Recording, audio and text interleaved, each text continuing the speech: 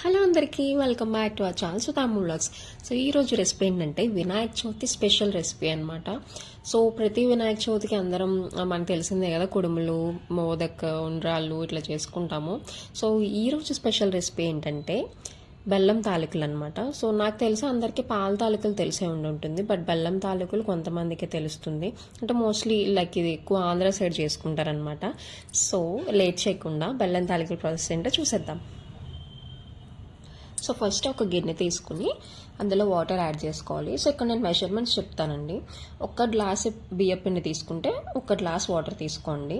So కొంచెం మరిగాక add చేసుకుంటే కనుక గ్లాసు పావు తీసుకోండి. ఒక పావు గ్లాస్ వాటర్ మరిగిన ఒక ఫుల్ గ్లాస్ ఆఫ్ వాటర్, ఒక ఫుల్ గ్లాస్ ఆఫ్ పిండికి మెజర్మెంట్ పక్కా కొలత అనమాట ఇది. సో వాటర్ కొంచెం బాయిల్ అయిన తర్వాత అందులో ఒక 1.5 స్పూన్ అట్లా షుగర్ యాడ్ చేసుకుని, అంటే ఈ తాలూకులు మరీ చప్పగా ఉండకుండా అనమాట. సో నెక్స్ట్ అందులో ఈ మన మెజర్మెంట్ ప్రకారం తీసుకున్న బియ్య పిండి కూడా యాడ్ చేసుకుని చక్కగా కలిపేసుకోండి. పిండి ఏంటంటే ఉక్కబెట్టుకోవడం అంటారు కదా, సో అట్లా పిండి చక్కగా ఉడికి ఇట్లా దగ్గర పడుతుంది అనమాట, గిన్నెకి వదులుతూ ఉంటుంది. సో అట్లాంటి టైంలో స్టవ్ ఆఫ్ చేసేసుకుని ఒక ప్లేట్లోకి తీసుకుని పక్కన పెట్టేసుకోండి. ఇది చల్లారేక మనం పిండి చక్కగా మెదుపుకోవాలన్నమాట. లైక్ మన గోధుమ పిండి కొంచెం సాఫ్ట్గా డఫ్ ఎట్లా చేసుకుంటాము అట్లా కొంచెం మెదుపుకుని సాఫ్ట్ అవుతుంది ఇంకా. సో ఇక్కడికి డఫ్ ప్రిపరేషన్ అయింది కదా. సో నెక్స్ట్ బెల్లం కరిగించుకోవాలన్నమాట. సో పాకం ఏం పట్టమండి ఈ రెసిపీకి, జస్ట్ బెల్లం మెల్ట్ చేసుకుంటే సరిపోతుంది.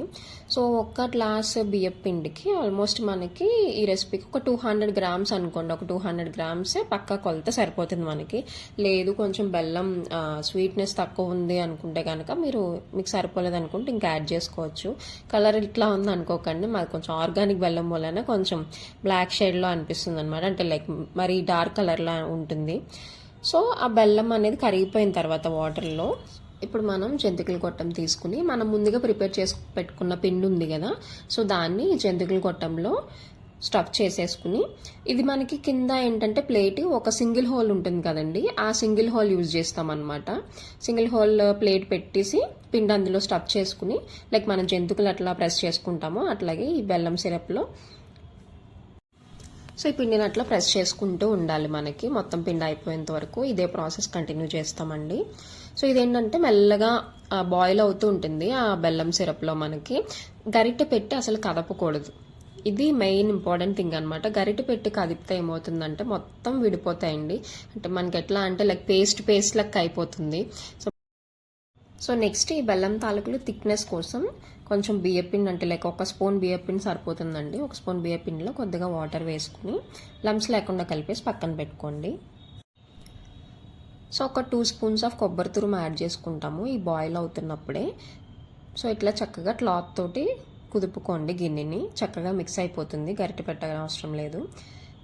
ఒక 2 మినిట్స్ బాయిల్ అయిన తర్వాత మనం ముందుగా ప్రిపేర్ చేసుకున్న బియ్యపిండి వాటర్ ఉన్నాయి కదా, సో అవి కూడా వేసేసుకుని ఇంకొకసారి క్లాత్ తోటి మిక్స్ చేసేసుకుని పక్కన అట్లా ఉంచేసేయండి. ఒక 2-3 మినిట్స్ తర్వాత లాస్ట్ అండ్ ఫైనల్గా ఇలాచీ పౌడర్ కూడా యాడ్ చేసుకుని ఇంకొకసారి కలిపేసుకోండి.